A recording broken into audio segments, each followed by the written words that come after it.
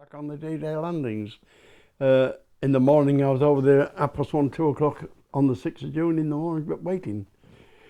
And I was on a destroyer by this time. They had command destroyers on all the beachheads. And my job was to liaise with the troop ships and liaise with the beach masters. And as soon as it was ready to start, I had to signal the troop ships to start getting the first landing craft away.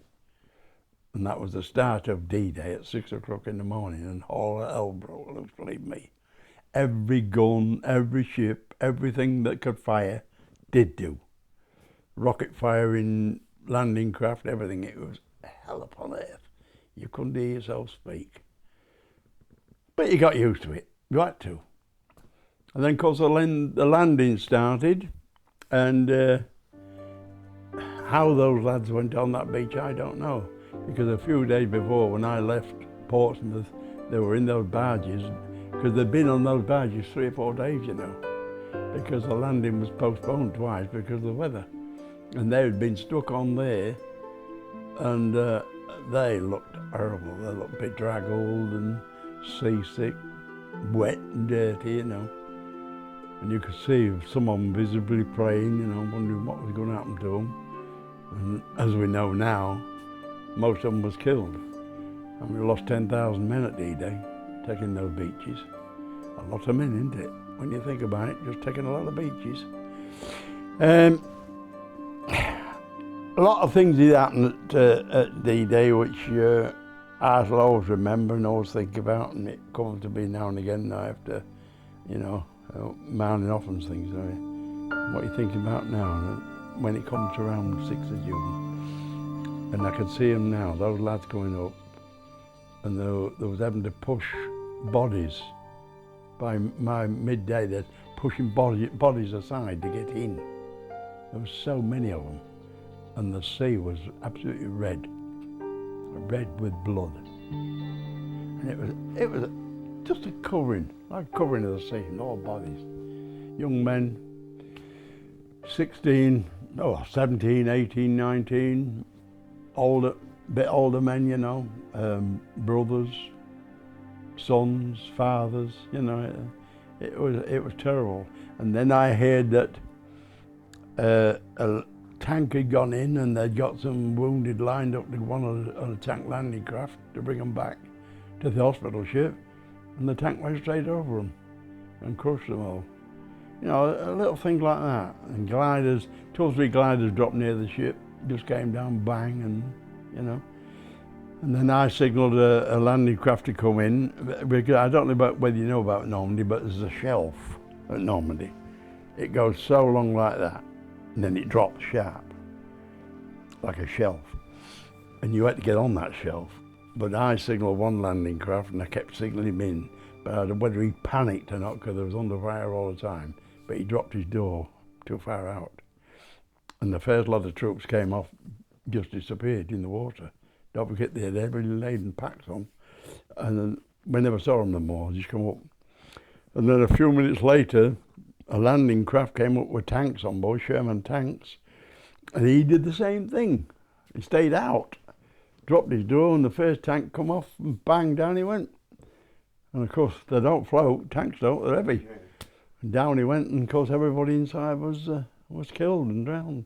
You know, the little things like that, they stick in your mind. It was a very well planned operation to get 125,000 men ashore and vehicles. But sadly, a lot of things went wrong as well. You know, lots of things. I mean, we heard about the Omaha. You perhaps, you'll know in your history about Omaha, how they lost 2,000 men within half an hour, taking the beaches. It was it was shocking. It was shocking. Frightening. I mean, every time we signalled, we came under heavy fire, and the shells were dropping each side.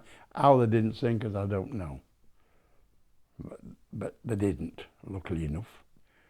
And one time a shell dropped in the body, the water just flushed the body onto our ship, you know, and so we had to get a landing craft along and get him to take it off.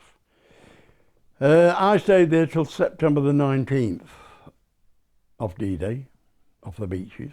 Well, from Normandy we went on through Belgium and into Holland, as I say, where we did quite a lot of fighting. We was in as many as 2 and 3 different divisions a day, because being heavy tanks as we were, as the unit was, we were asked for to go to this place and that place where the battles were going on hard. When it was the bomb aim would take over, and you had to fly straight and level in, you know, and so forth.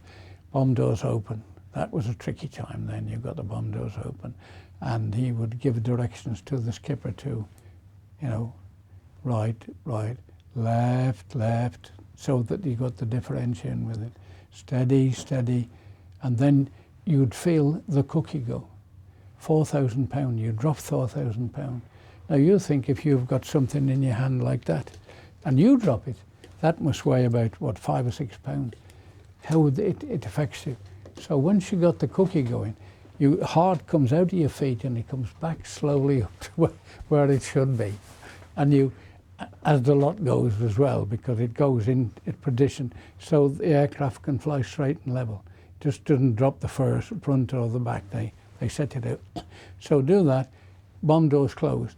Then the operation starts again, because you have to fly roughly 30 seconds, because the flash, as the cookie hits the ground, the flash operates and you take a photograph.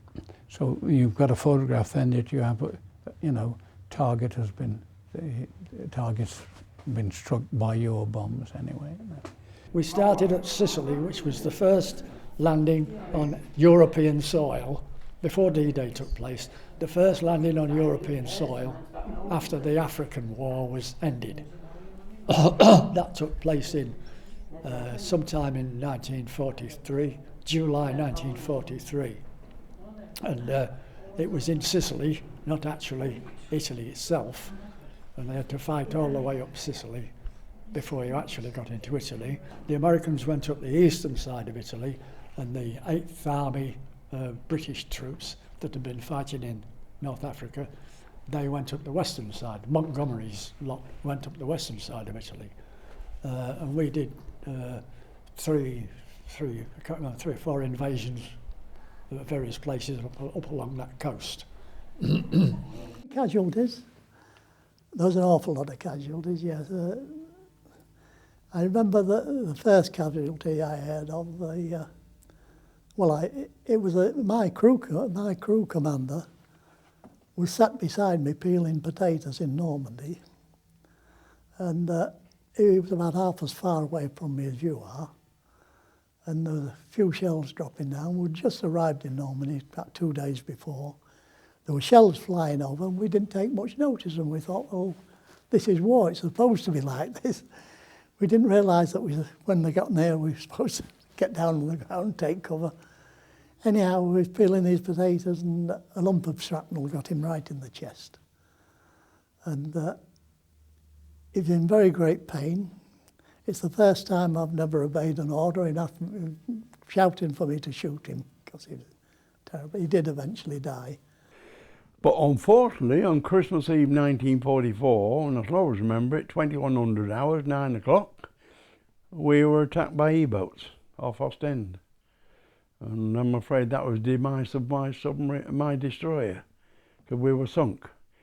We sunk 2 E-boats out of the 6, but the others came in and torpedoed us. But unfortunately, as we were going along after being torpedoed, we thought, oh, we're all right, we've got a couple of holes in us, but we're all right, we might survive. But we struck a mine as well as we went down, and it blew the ship clean in half, a destroyer. And out of 145 men, about 72 died. So, you know, the survivor D-Day landing with me, and I got killed. And they took us ashore, and I went into Ipswich Hospital for a few days for recuperation and check over. And the next thing I knew said, right, go back to Portsmouth. you're going to Trincomalee. So I was back in the Far East. I'd been started in the Far East early on, and back in the Far East. And I went on to the two submarines, the Porpoise and Tallio. Got onto the German High Command, and they'd said that the Dutch people were starving. Can we drop food to them? So they agreed to do this, and they told them that they would give them an entry point, and then they'd give them a route, a corridor into where the Dutch people were standing and so forth. And they went and they put the food in bags and so forth in the bomb bay, and then when they opened the bomb doors it went down there too. But they went armed. The two gunners were sitting in the turret with it just in case, you know, they hadn't done that. And the Germans had anti-aircraft guns all along the side in case anybody dropped bombs or deviated from the route. But that was what happened really at all. And they went, overall Bomber Command went quite a few times. Nearly all the squadrons went.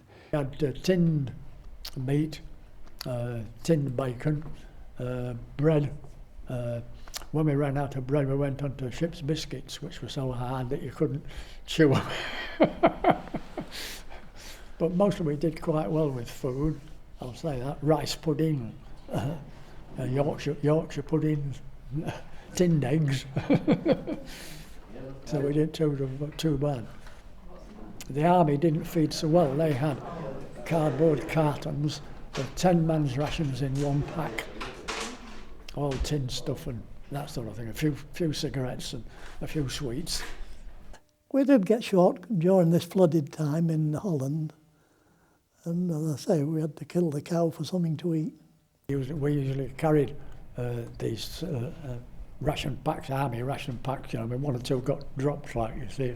And we carried American ones as well, which also got dropped. Yeah. And they had better bacon than us. The Germans flooded the place up to 3 and 4 feet. We couldn't get any rations through to us. So we hung out at a farmhouse there where they had one cow. So the only German I personally shot was a German cow.